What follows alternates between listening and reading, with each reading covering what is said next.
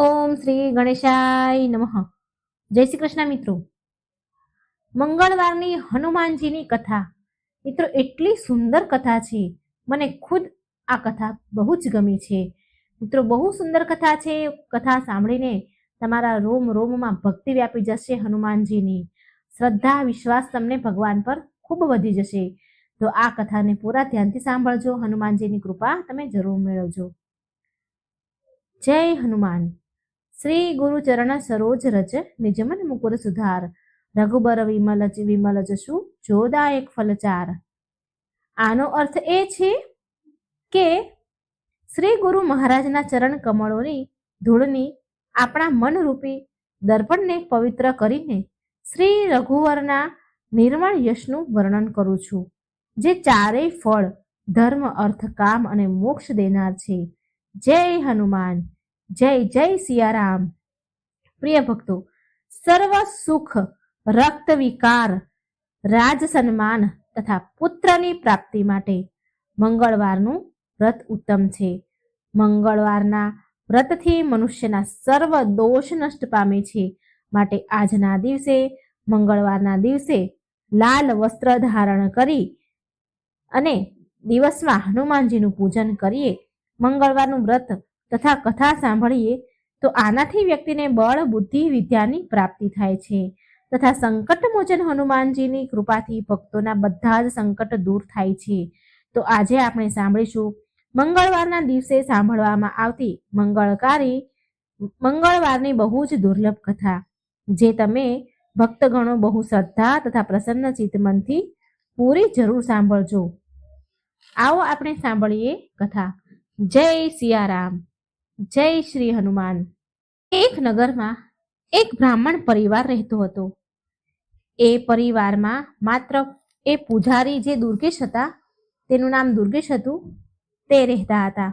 તે તેનું જીવન વ્યાપન એના યજમાનોની જે મળેલી દક્ષિણા હોય એનાથી એનું ગુજરાન ચાલતું હતું. તેમની માતા, જે દુર્ગેશ બ્રાહ્મણ છે, તેની માતા તો બાળપણમાંથી જ સ્વર્ગવાસ થઈ ગયા હતા અને પિતાનો છાયો પણ માથા પર રહ્યો ન હતો.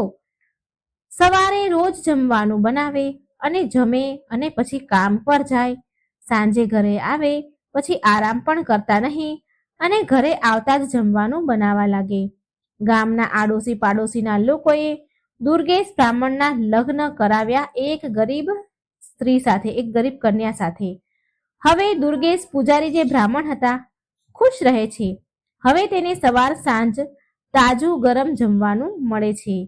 તેમની પત્નીનું નામ હતું સાવિત્રી.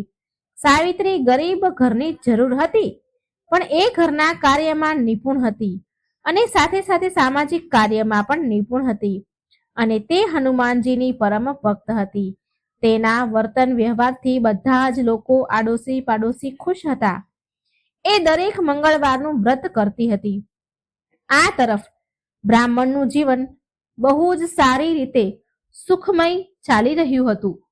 થોડા સમય બાદ સાવિત્રી ગર્ભવતી થઈ. જ્યારે સાવિત્રીના પ્રસવનો સમય આવ્યો તો બ્રાહ્મણ પાડોશમાંથી એક દાયણને લઈ આવ્યા. સમય પર સાવિત્રીએ એક સુંદર બાળકને જન્મ આપ્યો. હવે આ બાજુ એ બ્રાહ્મણ છે, દુર્ગેશ બ્રાહ્મણ છે, તે નવા જન્મેલા બાળકને એક કપડામાં વીંટી લે છે અને તેને લઈને ઘરેથી નીકળી ગયા. થોડી વાર બાદ એ ગંગાના તટ પર જઈ પહોંચ્યા. દુર્ગેશ બ્રાહ્મણે એ બાળકને એના બંને હાથમાં લઈને ગંગાજીમાં 3 વાર ડૂબકી લગાવી. બ્રાહ્મણ દુર્ગેશે સીધા તેના કાનમાં કોઈ મંત્ર બોલ્યો, ફૂંક મારી. છોકરો દુર્ગેશ બ્રાહ્મણ સાથે વાત કરવા લાગ્યો. વાત થવા લાગી બંનેની. બ્રાહ્મણ દુર્ગેશ એ બાળકને પૂછે છે કે બતાવ કે આપ મારા કર્જદાર છો કે હું આપનો કર્જદાર છું, અને કેટલો કર્જદાર છું? તો તે બાળક બોલ્યું, મારા 50 રૂપિયા તમારી પાસે છે, એ તમે મને પાછા આપ્યા ન હતા. તમારા બાળકોએ પણ તમારું કર્જ ચૂકવ્યું ન હતું. આટલું સાંભળીને બ્રાહ્મણ દુર્ગેશે તેને 50 રૂપિયા આપ્યા અને બોલ્યા, તમારો અને મારો હિસાબ ચૂકતે થઈ ગયો. એટલે બાળક બોલ્યું, હા, હિસાબ પૂરો થયો. આ વાત સાંભળીને દુર્ગેશ પૂજારી બ્રાહ્મણ ફરી પાછો મંત્ર એ બાળકના કાનમાં બોલ્યા. ઊંધા કાને એ મંત્ર બોલ્યા અને તેને ગંગાજીમાં પ્રવાહિત કરી દીધું અને તે તેના ઘરે પાછા ચાલ્યા આવ્યા. તેમણે એની પત્ની સાવિત્રીને બધી વાત કહી, સમજાવી દીધી, બરાબર સમજાવી, અને એને કહ્યું કે એ બાળકનું મારા ઉપર કર્જ હતું એટલે એનું કર્જ ચૂકવીને મેં એને પાછું મોકલી દીધું.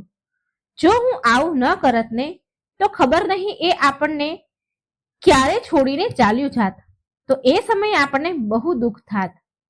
હવે સાવિત્રી તેના પતિની વાતથી પૂરી રીતે સંતુષ્ટ હતી. જ્યારે સાવિત્રી બીજી વાર ગર્ભવતી થઈ અને સમય પર એને એક સુંદર પુત્રને જન્મ આપ્યો એટલે દુર્ગેશ બ્રાહ્મણે તેની સાથે પણ એવું જ કર્યું. એ બાળકને એક સફેદ કપડામાં લઈને વીંટીને ગંગાજીના ઘાટ પર ચાલી ગયા. ત્યાં પહોંચીને ગંગાજીમાં ગયા અને તેને બાળક સાથે પાણીમાં 3 ડૂબકી લગાવી અને તેના સીધા કાનમાં મંત્ર વાંચ્યો, મંત્ર ફૂંક્યો અને બાળક સાથે વાતચીત કરવાની શરૂ કરી. બાળક વાત પણ કરવા લાગ્યું. તો બ્રાહ્મણે બાળકને પૂછ્યું, આપણે ગંગાજીની અંદર છીએ, ગંગાજીના પવિત્ર પાણીના જળની અંદર છીએ. હવે તું મને બતાવ કે તું મારો કર્જદાર છે કે હું તારો કર્જદાર છું, અને કર્જદાર છીએ તો કેટલા છીએ? તો એ બાળક બોલ્યું કે તમારા મારી પાસે 100 રૂપિયાનું કર્જ છે, મારે તમને 100 રૂપિયા આપવાના છે, એટલું કર્જ છે. તો દુર્ગેશે કહ્યું બાળકને કે આપણે ગંગાજીના પવિત્ર જળમાં ઊભા છીએ અને હું આપને કર્જમાંથી મુક્ત કરું છું, તમારું કર્જ માફ કરું છું, મુક્ત કરું છું, મારો અને તમારો બધો જ હિસાબ બરાબર. તો એ બાળક બોલ્યું, ઠીક છે, જો તમે વચન આપી જ રહ્યા છો તો બરાબર છે, ઠીક છે. આમ કહી દુર્ગેશે તેના ઊંધા કાનમાં ફૂંક મારી મંત્ર વાંચ્યો અને બાળકને ગંગાજીમાં પ્રવાહિત કરી દીધું. આ બધું કરીને પાછો દુર્ગેશ બ્રાહ્મણ ઘરે પહોંચ્યો અને સાવિત્રીને કહ્યું કે મને ખાલી હાથે જોઈને બાળક વિશે જાણવાની આપની ઈચ્છા હશે તો સાંભળો. એનું આપણા ઉપર 100 રૂપિયાનું કર્જ હતું, તો મેં ગંગાજીમાં વચન આપી દીધું અને તેને ઋણ મુક્ત કરી દીધું. હું ન ઈચ્છતો હતો કે તે આગળ જઈને આપણને તડપાવી દુખી કરીને ચાલ્યો જાય. આ સાંભળીને સાવિત્રીએ પૂછ્યું કે આવું કેવી રીતે બની શકે સ્વામી? પૂજારી દુર્ગેશ બ્રાહ્મણ કહે છે કે જ્યારથી તું મારા ઘરે આવી છો તે જોયું કે બ્રાહ્મણપણું કરીને પૂજા પાઠ કરીને જે પણ કંઈ દક્ષિણા મને મળે છે તેમાં બચત તો ના માત્ર જ થાય છે, પણ થાય તો છે. સવારે આપણા 100 રૂપિયા ચૂકતા કરીને એ બાળક આપણને છોડીને ચાલ્યો જાત અને આપણે આ જીવન એ દુઃખમાં જીવતા રહેત. એ બાળક એનું 100 રૂપિયાનું જ્યારે કર્જ પૂરું કરી દેત ને ત્યારે પણ એ છોડીને ચાલ્યો જ જવાનો હતો. એટલે મેં તેને ઋણ ચૂકવીને મોકલી દીધો પહેલા જ. હજી તો મોહ માયા પણ આપણે એની સાથે બાંધી હતી નહીં, માટે દુઃખ કેવું? દુર્ગેશની વાત સાંભળીને સાવિત્રી તો ચૂપચાપ થઈ ગઈ. તેની પાસે એ સમયે કોઈ વિકલ્પ હતો જ નહીં. છતાં પણ સાવિત્રીને દુઃખ તો બહુ જ થયું. એ તેની વ્યથા કોઈને કહી શકતી ન હતી, પણ અંદર મનમાં ને મનમાં તૂટતી જતી હતી. હવે એ પહેલા જેવી હસમુખ રહી નથી. તેનું કમળ જેવું મુખ કરમાવા માંડ્યું. એકવાર એક ડોશીમાં જે તેના પાડોશમાં રહેતા હતા તેણે આનું કારણ જાણવાની ઈચ્છા કરી કે આ હમણાં મૂંઝાયેલી કેમ રહે છે, ચિંતામાં કેમ છે. એ ડોશીમાને શક ગયો એટલે એને પૂછવાનું એને મન થયું. એટલે સાવિત્રી એ ડોશીમાને બહુ માનતી હતી, એને માન સન્માન આપતી હતી. એ બંને વચ્ચે ઘણો પ્રેમ ભાવ હતો, પાડોશી હતા છતાં પણ. એટલે એ ડોશીમાએ આગ્રહ કરીને પૂછ્યું. તેના આગ્રહને સાવિત્રી ના ન કહી શકી અને તેની આપ વીતી જે ઘટના એની સાથે બની એ બધી જ ડોશીમાને કહેવા લાગી. ડોશીમા સાવિત્રીને કહે છે, જો સાવિત્રી, આપણા રાજા બહુ દયાળુ છે અને એ બધાનું જ સાંભળે છે.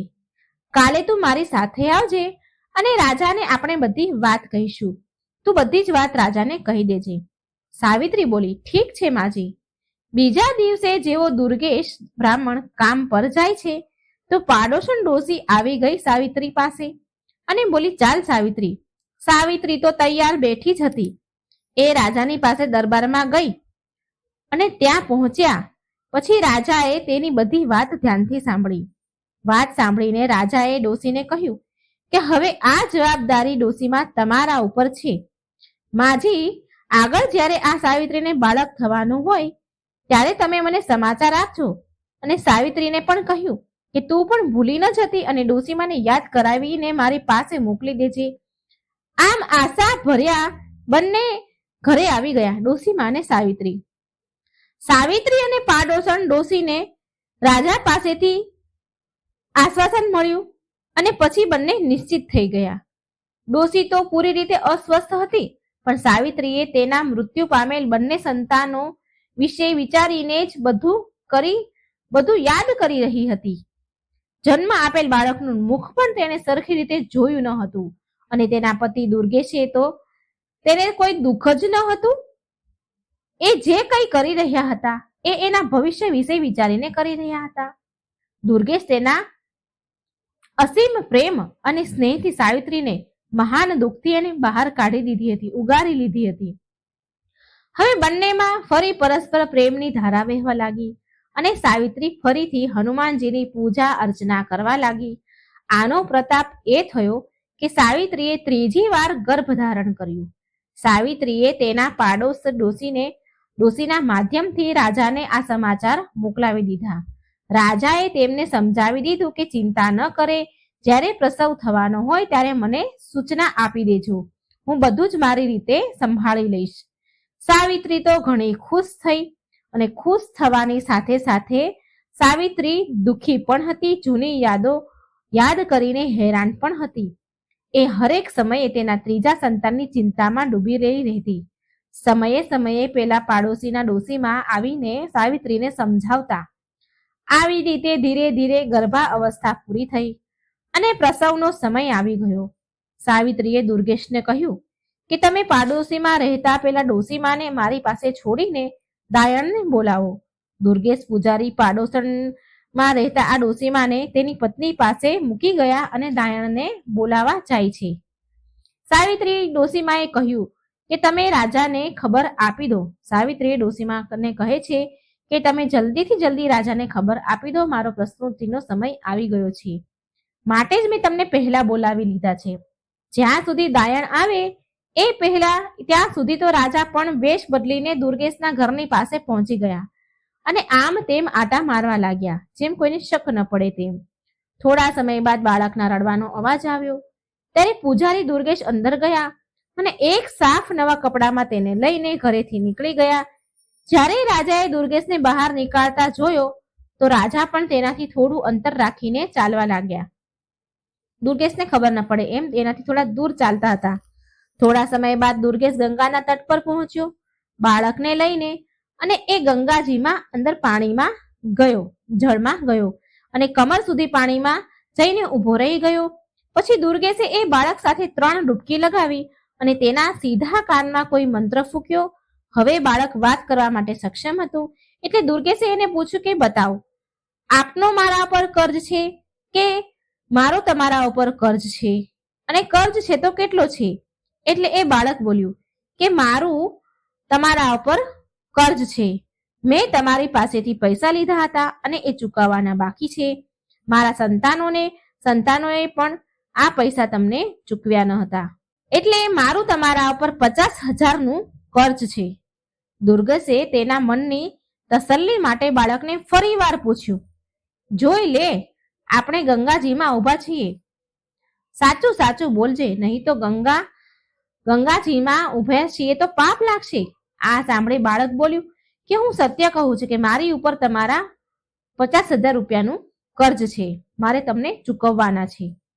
પૂજારી દુર્ગેશે બાળકના ઊંધા કાનમાં મંત્ર ફૂંક્યો અને બાળક તેના અસલ રૂપમાં આવીને રડવા લાગ્યું. આ બધું જ રાજા દૂર ઊભા રહીને જોઈ રહ્યા હતા. હવે દુર્ગેશે બાળકને ગંગાજીમાં ડૂબકી લગાવવાનું શરૂ કરી દીધું અને પછી બહાર નીકળી ગયા. રાજા કઈ કરે તે પહેલા દુર્ગેશ બાળકને કપડામાં લપેટીને જળથી બહાર નીકળે છે અને કિનારા પર આવી ગયા. હવે પૂજારી તે બાળકને લઈને તેના ઘર તરફ જવા નીકળી જાય છે. રાજાના મનમાં હવે એ જાણવાની ઉત્સુકતા વધી રહી હતી કે અંતે આણે પહેલા બે બાળકને ગંગાજીમાં પ્રવાહિત કેમ કરી દીધા હશે. માટે રાજા તેના અસલ રૂપમાં આવીને દુર્ગેશને રોકી લે છે. રાજાને જોઈને દુર્ગેશે પ્રણામ કર્યા. રાજાએ દુર્ગેશને પૂછ્યું કે મને એ કહો કે તારે આગળ બે બાળક થયા, એ બાળકને તે ગંગાજીમાં કેમ પ્રવાહિત કરી દીધા? દુર્ગેશ બ્રાહ્મણ બોલ્યા, મહારાજ, તમે એ વાતને સારી રીતે જાણો છો કે એક બ્રાહ્મણને દક્ષિણામાં શું અને કેટલું મળે છે. કોઈ સવા શેર આપે છે, કોઈ થોડું ઘણું અનાજ આપે છે. તેનાથી પેટ પૂજા તો થઈ જાય છે, પૈસા બચાવવાની તો વાત દૂર રહી. માટે મેં મારી વિદ્યાથી એ બંને બાળકોને પૂછી લીધું હતું કે એનું મારા ઉપર કેટલું કર્જ છે કે મારું એના ઉપર શું કર્જ છે. તો એમાંથી પહેલા બાળકનું મારા ઉપર કર્જ હતું, બીજા બાળકને મારું કર્જ હતું, બીજા બાળક પર મારું કર્જ હતું. એ કર્જ એટલું હતું કે એ બંનેને મેં ચૂકવી દીધું. એકનું 50 રૂપિયા હતું, એકનું 100 રૂપિયા હતું. એ બંનેનું કર્જ ચૂકવાઈ ગયું અને પછી મેં એમને છોડી દીધા. એ બંનેનું કર્જ થોડું હતું એટલા માટે એ ગમે ત્યારે જો ચૂકવાઈ જાત તો એ છોડીને ચાલ્યા જ જવાના હતા. તો આવી રીતે અમને માયા લગાડી અધવચ્ચેથી મૂકીને ચાલ્યા જાય અને અમારી કમર તૂટી જાય. માટે એ બંનેનો હિસાબ મેં ચૂકતો કરી દીધો અને ત્યાં જ ગંગાજીમાં પ્રવાહિત કરી દીધા. રાજા બોલ્યા, તો પછી આને કેમ બચાવ્યું? દુર્ગેશ પૂજારી કહે છે, આ બાળકનું કર્જ 50,000 રૂપિયા કર્જ છે, એને મને ચૂકવવાના છે. એના ઉપર મારું 50,000 રૂપિયાનું કર્જ છે. અમને ચૂકવવા માટે એ અહીં જન્મ લઈને આવ્યો છે, એ કર્જ ચૂકવવા માટે. અને મને આશા છે કે આ અમારા અંતિમ સંસ્કાર એના હાથોથી જ કરશે. રાજા દુર્ગેશ પૂજારીની વાત સાંભળી આશ્ચર્યચકિત થઈ ગયા. સાથે એમને શાંતિ મળી. જેમ તેમ પણ સાવિત્રીને એનું બાળક તો મળી જશે, આમ રાજાએ મનમાં વિચાર્યું અને એને શાંતિ મળી. દુર્ગેશ બાળકને લઈને ઘરે પહોંચ્યા. આ જોઈ સાવિત્રી મનમાં ને મનમાં રાજાને ધન્યવાદ કરવા લાગી. દુર્ગેશે તે બાળક સાવિત્રીને આપતા કહ્યું, લે આ પુત્ર, આ આપણું પૂરું જીવન નીકાળી દેશે અને અંતિમ સંસ્કાર પણ કરશે જ. હવે બ્રાહ્મણ દુર્ગેશના ઘરમાં ખુશીઓ મનાવવામાં આવી. ખુશીઓ મનાવવા લાગ્યા બંને પતિ પત્ની. તેમણે એના સામર્થ્ય અનુસાર જમણવાર પણ કરાવ્યો. દુર્ગેશ તેના નામકરણ સંસ્કાર પણ કરાવ્યા. જન્મ નક્ષત્રના હિસાબથી એના નામનો પહેલો અક્ષર ચ હતો, એટલે બાળકનું નામ ચંદ્રદેવ રાખવામાં આવ્યું. મેષ રાશિ અને અશ્વિન નક્ષત્રમાં જન્મેલ આ જાતકની કુંડળી બહુ જ ભાગ્યશાળી હતી. એના ભાગ્ય રેખા પણ બહુ પ્રબળ હતી. તેના જીવનમાં ધનનો અભાવ તો હતો જ નહીં. ચંદ્રદેવના જન્મ બાદ દુર્ગેશ બ્રાહ્મણના સારા દિવસો શરૂ થઈ ગયા. પહેલા દુર્ગેશને ભરણ પોષણ માટે ઘણી ભાગ દોડ અને મહેનત કરવી પડતી, પણ હવે એનું ગુજરાન બહુ સારી રીતે સરળતાથી થવા લાગ્યું. તેમનું બ્રાહ્મણપણું સારી રીતે ચાલી રહ્યું હતું. ધીરે ધીરે ચંદ્રદેવ પણ ચંદ્રકલાની જેમ મોટો થવા લાગ્યો, વધતો જ લાગ્યો, દિવસે ને દિવસે વધતો જાય છે. 5 વર્ષનો થયો ત્યારે તેને એક સંસ્કૃત સ્કૂલમાં દાખલ કર્યો. ચંદ્રદેવ ભણવામાં બહુ તેજ હતો. દુર્ગેશ સાંજે 1 કલાક જ્યોતિષ વિદ્યા શીખવાડવામાં તેને લગાવતો હતો. દુર્ગેશ જ્યોતિષ વિદ્યા જાણતો હતો, માટે એ એના છોકરાને પણ શીખવાડતો હતો, રોજ સાંજે 1 કલાક. પુત્ર ચંદ્રની બુદ્ધિ વિલક્ષણ હતી, બહુ અલગ હતો, બહુ બુદ્ધિશાળી હતો. એને જે પણ મંત્ર બતાવવામાં આવે, ભણાવવામાં આવે તો એને યાદ કરવું એ તો એના ડાબા હાથની વાત હતી. સંસ્કૃતમાં પ્રથમ અંક મેળવ્યા બાદ તેને તેના પિતા પાસેથી પણ જ્યોતિષ વિદ્યાની દીક્ષા પ્રાપ્ત કરી લીધી. ચંદ્રદેવ પ્રથમ વર્ષ સંસ્કૃતનું પૂરું કર્યું ત્યાં સુધીમાં તે નવયુવક થઈ ચૂક્યો હતો. 14 વર્ષની ઉંમરમાં તે 18 વર્ષનો હોય એવો લાગતો હતો. બ્રાહ્મણ અને તેની પત્ની સાવિત્રી તેના પુત્રને આવી રીતે મોટો થતા જોઈને મનમાં ને મનમાં ભગવાનને બહુ ધન્યવાદ કરતા. સાવિત્રી એના પુત્રને નિહાળતી જુએ અને ભગવાનને ધન્યવાદ કરે, હનુમાનજીને ધન્યવાદ કરે અને રાજાનો પણ આભાર માનતી. એને એ ખબર ન હતી કે આમાં રાજાનું કોઈ યોગદાન નથી. હવે ચંદ્રદેવ સંસ્કૃતમાં 1 વર્ષ કર્યા બાદ આગળ ભણવા માટે તેના માતા પિતાને ના કહે છે. તેને માને કહ્યું, સાવિત્રીને કહે છે, માં, હું પણ પિતાજીની જેમ કામ કરવા માંગુ છું, પિતાજીના કામમાં મદદ કરીશ. માં સાવિત્રી બોલી, બેટા, હજી તો તારી ઉંમર જ શું છે? રમો, કૂદો, ખાઓ, પીવો અને આગળ દુનિયાદારી સમજવાની કોશિશ કરો. આ બધું કામ તો જે તારા પિતા કરે છે એ તો તારે જીવનભર કરવાનું જ છે ને. એટલે ચંદ્રદેવ બોલ્યો, જો માં, મારે બ્રાહ્મણપણું કરવાનું જ છે, તો પછી કેમ અત્યારે નહીં? વિદ્યા તો કોઈ પણ હોય, એનો જેટલો ઉપયોગ કરીશ તેમાં એટલો જ વધારો થશે. કાલે પૂર્ણિમાનો દિવસ છે, તો હું કાલથી જ કામ શરૂ કરી દઈશ. હવે સાવિત્રી મનમાં ને મનમાં બહુ ખુશ થઈ રહી હતી કે ચાલો, હવે મારા ઘરે બે કમાવનારા થઈ ગયા. થોડા પૈસા ભેગા કરીને અમે દીકરાના લગ્ન પણ કરી દઈશું અને મજાથી એની દુનિયાનો આનંદ માણીશું. મનમાં આવો વિચાર કરીને એ સૂઈ ગઈ કે ચાલો સવારે વહેલા ઉઠીને બંને માટે ખાવાનું બનાવી લઈશ. કાલે બંને પુત્ર પિતા કામ પર જશે. સાવિત્રીને તો હરખના મારે રાતભર ઊંઘ ન આવી.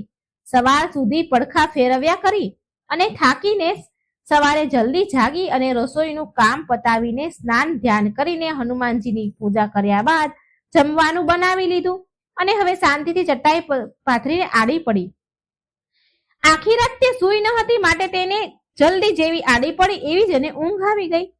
સવારે દુર્ગેશ બ્રાહ્મણ જ્યારે ઉઠ્યા તો તેને જોયું કે સાવિત્રી સૂઈ રહી છે. તો એ કોઈ અનહોનીની ચિંતામાં ડૂબી ગયા. તેણે સાવિત્રીને જગાડીને પૂછ્યું, અરે ભાગ્યવાન, તબિયત તો ઠીક છે ને?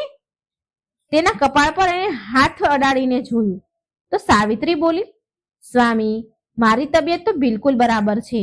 થોડી વહેલી ઉઠી ગઈ હતી એટલે કામ બામ પતાવીને હું પાછી સૂઈ ગઈ. તમે તમારા નિત્યકર્મ કરો, જમવાનું તૈયાર છે. એટલામાં ચંદ્રદેવ પણ જાગી ગયો અને નિત્ય કર્મ કરવા લાગ્યો અને બંને પિતા પુત્ર તૈયાર થઈને આવી ગયા. સાવિત્રીએ બંનેને આસન પાથરીને તેમને જમવાનું પીરસ્યું. બંનેએ ભોજન કર્યું અને બપોરનું જમવાનું સાથે જે ટિફિન કહીએ એ સાથે લીધું અને કામ પર નીકળી ગયા, પિતા અને પુત્ર બંને. ચંદ્રદેવનો પહેલો દિવસ હતો તો એને કોઈ પણ યજમાન એવો ન મળ્યો કે જેનાથી તે કઈ 2 પૈસા કમાઈ તે કાર્ય કરી શકે. ધીરે ધીરે સાંજ પડવા લાગી. ચંદ્રદેવ ઉદાસ મનથી ઘરે આવવા માટે રવાના થયો. થાકેલા પાકેલા પગેથી એ ઘર તરફ જઈ રહ્યો હતો. અચાનક તેના મુખ પર ગરમ ગરમ પાણીના થોડા ટીપા પડ્યા. તેને ઊંચું જોયું તો એક બહુ સુંદર સ્ત્રી રડી રહી હતી. તેના આંસુ જ ચંદ્રદેવના ઉપર પડ્યા. ચંદ્રદેવ ત્યાં ઊભો રહી ગયો અને તેને પૂછવા લાગ્યા કે બહેન, તમને શું દુઃખ છે? મને કહો, બની શકે હું તમારી કોઈ મદદ કરી શકું.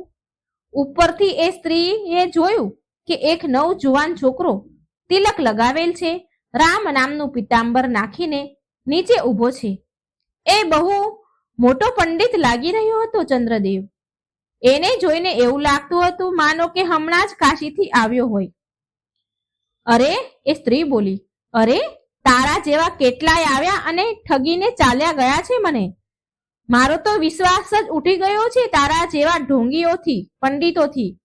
ઉપરથી આટલું સાંભળી ચંદ્રદેવ બહુ વિચલિત થયા અને મનમાં વિચાર કરે છે કે મને આ સ્ત્રી પાસેથી કંઈ ન મળે ને તો કંઈ નહીં, પણ હું એના દુઃખનું કારણ જાણીને તેનું સમાધાન જરૂર કરીશ. ઉપરથી એ સ્ત્રી બોલી કે હું તને 1 પૈસો નહીં આપું દક્ષિણામાં. ચંદ્રદેવ બોલ્યા, માતાજી, નીચે તો આવો અને તમારો હાથ બતાવો અને શું સમસ્યા છે એ તો કહો. પછી એ સ્ત્રી નીચે આવીને કહેવા લાગી, જુઓ, હું પહેલેથી જ કહી દઉં છું કે હું કોઈ પણ દાન દક્ષિણા નહીં આપું. ચંદ્રદેવ બોલ્યો, હું કોઈ ઢોંગી નથી. આ શહેરનો નિવાસી દુર્ગેશ પૂજારીનો પુત્ર છું. મારું નામ ચંદ્રદેવ છે. હું એક જ્યોતિષ છું. અહીં આ મહોલ્લામાં જ રહું છું. અને હા, બીજી વાત કે હું તમને રડતા જોઈ દુઃખી થયો છું એટલે પૂછી લીધું. હવે એ તમારી મરજી કે તમારે જાણવું છે કે નહીં? એ સ્ત્રી બોલી, ઠીક છે, તું જે પણ કહે, પણ હું તને કહી દઉં છું, સમજી લેજે કે હું તને એક પણ પૈસો આપવાની નથી. ચંદ્રદેવ કહેવા લાગ્યો, ઠીક છે બહેન, હું ક્યાં પૈસા માંગી રહ્યો છું?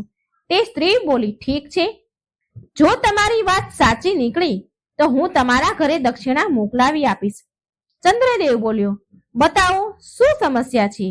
એટલે એ સ્ત્રી બોલી કે મારા પતિ પરદેશ ગયા છે, 4 વર્ષ થઈ ગયા એને ગયાના, પણ હજી સુધી પાછા નથી આવ્યા અને એને ન કોઈ ખુશી સમાચાર પણ નથી મોકલ્યા. તેમણે હું માત્ર એ જાણવા માંગુ છું કે એ ઠીક તો છે ને, અને ક્યાં સુધી તે પાછા આવશે, ક્યારે પાછા આવશે? ચંદ્રદેવ બોલ્યા કે તમે 2 પ્રશ્ન પૂછ્યા છે, આ 2 માંથી તમારે કયા પ્રશ્નનો ઉત્તર પહેલા જાણવો છે? એ સ્ત્રી બોલી, મારે બંને પ્રશ્નના જવાબ જાણવા છે. ચંદ્રદેવ બોલ્યા, બંનેના પ્રશ્નના જવાબ નહીં આપું. તો તે સ્ત્રી બોલી, કેમ? તો ચંદ્રદેવ બોલ્યો, હું મફતમાં માત્ર એક જ પ્રશ્નનો ઉત્તર આપીશ. હવે તમે નક્કી કરો કે કઈ વાત પૂછવા માંગો છો? તે સ્ત્રી બોલી.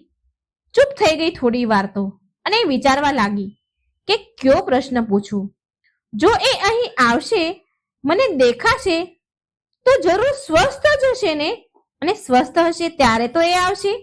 આમ વિચાર કરીને તે સ્ત્રી બોલી કે તમે માત્ર મને એ કહી દો કે મારા પતિ ક્યારે આવશે. ચંદ્રદેવ તેમની પત્રી નીકાળે છે અને તેમાં જોવા લાગ્યા. તેમની આંગળીઓથી ગણના કરવા લાગ્યા. લગભગ અડધો કલાકની ગણના કર્યા બાદ ચંદ્રદેવ બોલ્યા, સાંભળો સાંભળો, તમારા પતિ આજે રાત્રે આવી જશે. એ સ્ત્રી બોલી કે શું પાગલ થઈ ગયો છે તું ઢોંગી? મને ગાંડી બેવકૂફ સમજે છે શું? ચંદ્રદેવ બોલ્યા, આવું કેમ કહો છો તમે? તો એ સ્ત્રી બોલી કે તમારે પૈસાની લાલચ લાગે છે એટલે તમે આવું કહો છો. ચંદ્રદેવ બોલ્યો, બહેન, જ્યારે મેં કહી દીધું કે પૈસા વગર જ હું પ્રશ્નનો જવાબ આપીશ, તો પછી તમે આવું કેમ કહી રહ્યા છો? એ સ્ત્રી બોલી કે અત્યાર સુધીમાં કોઈએ મને આવો જવાબ નથી આપ્યો, આવું નથી બતાવ્યું. ચંદ્રદેવ બોલ્યો, બહેન, હું જ્યોતિષ છું, કોઈ ઠગ નથી. અત્યાર સુધી તમારા ઠગો સાથે પાલો પડ્યો હશે, પણ હું મારી વિદ્યાના અનુસાર બતાવી રહ્યો છું કે તમારા પતિ રાત્રિના 12 વાગ્યા સુધીમાં આવી જશે. એ સ્ત્રી બોલી કે જો તમે સાચું કહી રહ્યા છો તો બરાબર છે, પણ મેં ઘણી બધી વાર છેતરાણી છું. ઘણા બધા લોકો મને ઠગી ગયા છે, માટે હું કોઈના પર વિશ્વાસ નથી કરી શકતી અને કોઈને પહેલા પૈસા પણ નથી આપતી અને નહીં આપું. ચંદ્રદેવ બોલ્યા, બહેન, મેં તો પહેલા જ કહ્યું હતું કે મફતમાં જ હું તમને કહીશ. મફત મતલબ મફત. જો તમને મારી વાત સાચી લાગે, સાચી સાબિત થાય, તો તમને જે ઉચિત લાગે એ દક્ષિણા તમે મારા ઘરે મોકલાવી દેજો. તે સ્ત્રી બોલી, સારું મહારાજ, શું મારા પતિ આજ રાત સુધીમાં આવી જશે? ચંદ્રદેવ બોલ્યા, હા બહેન, આજ રાત સુધીમાં, આજે રાત્રે ઠીક 12 વાગે તમારા પતિ ઘરે આવી જશે. અને સાંભળો, એ ચાલીને નહીં આવે, એ હાથી ઉપર આવશે અને બહુ બધું ધન લઈને આવશે. તો તે સ્ત્રી બોલી કે તો હું પણ તમને કહી દઉં છું કે તે જેટલું ધન લાવશે તેમાંથી અડધું ધન તમને દક્ષિણા રૂપે મોકલી દઈશ. ચંદ્રદેવ બોલ્યા, તો સારું, હું હવે જાઉં છું. એ સ્ત્રી બોલી, સારું, જાઓ. ચંદ્રદેવ તેના ઘરે જવા નીકળી ગયા. રસ્તામાં વિચારતા જતા હતા કે આજે પહેલો જ દિવસ હતો અને બોણી પણ ન થઈ અને ઉપરથી ઉધાર થયું. આમ વિચારતા વિચારતા ઘરે પહોંચ્યો.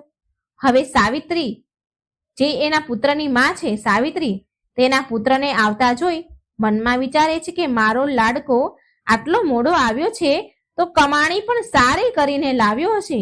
આમ વિચારીને તેને દરવાજો ખોલ્યો, ચંદ્રદેવને પાણી દીધું અને સાવિત્રી બોલી, બેટા, હાથ મોઢું ધોઈ લે, થાકેલો હશે, જમવાનું તૈયાર છે, જમી લે. સાવિત્રી બોલી, તારા પિતા તારી વાટ જોઈ રહ્યા છે અને ભૂખ્યા બેઠા છે. ચંદ્રદેવે કહ્યું કે સારું માં, હું હમણાં જ હાથ મોઢું ધોઈને આવું છું. થોડી વારમાં ચંદ્રદેવ હાથ મોઢું ધોઈને આવ્યો. પછી સાવિત્રીએ બંને માટે આસન પાથર્યું અને જમવાનું પીરસ્યું. પછી માએ પૂછ્યું, બેટા, કેવો રહ્યો તારો આજનો પહેલો દિવસ? ચંદ્રદેવ બોલ્યો કે માં, બોણી થઈ નહીં, પણ હા, દક્ષિણા ઉધાર છે. માં બોલી, એટલે જ હું કહું છું કે અત્યારે રમી લે, કૂદી લે, તારા પિતાજી કમાય છે ને. પણ તે જીદ કરી, આખો દિવસ આમ જ ભટકતો રહ્યો. ઉધાર છે તો તેને શી ખબર આવે કે ન આવે દક્ષિણા. આમ વાત વાતમાં જમવાનું પતી ગયું અને ખાઈને બધા સૂઈ ગયા. હવે આ બાજુ જે સ્ત્રી હતી એ તેના પતિની વાટ જોઈને બેઠી હતી.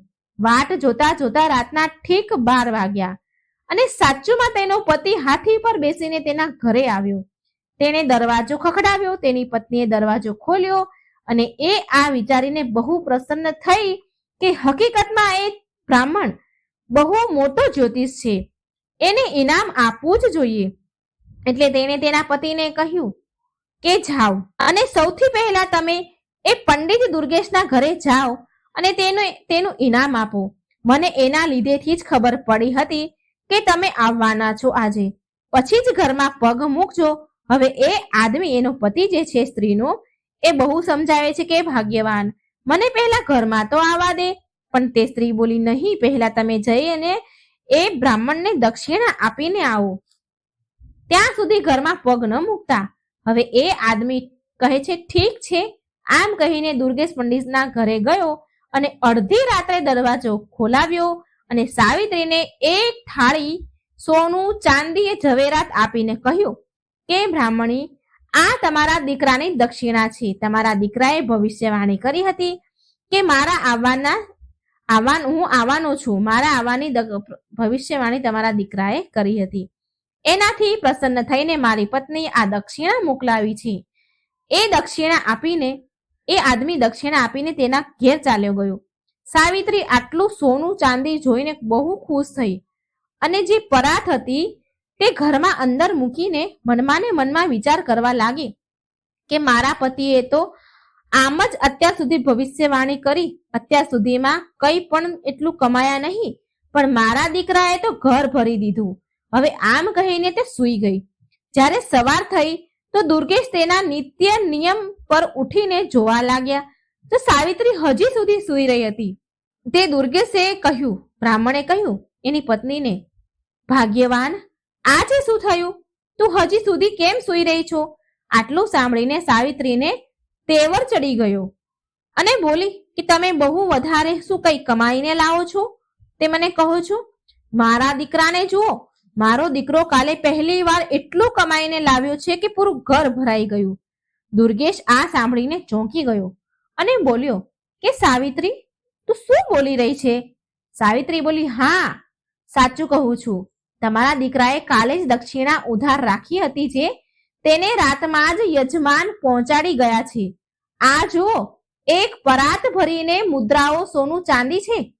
આ જોઈને દુર્ગેશ એના માથા ઉપર હાથ મૂકીને જમીન પર બેસી ગયો અને રડવા લાગ્યો.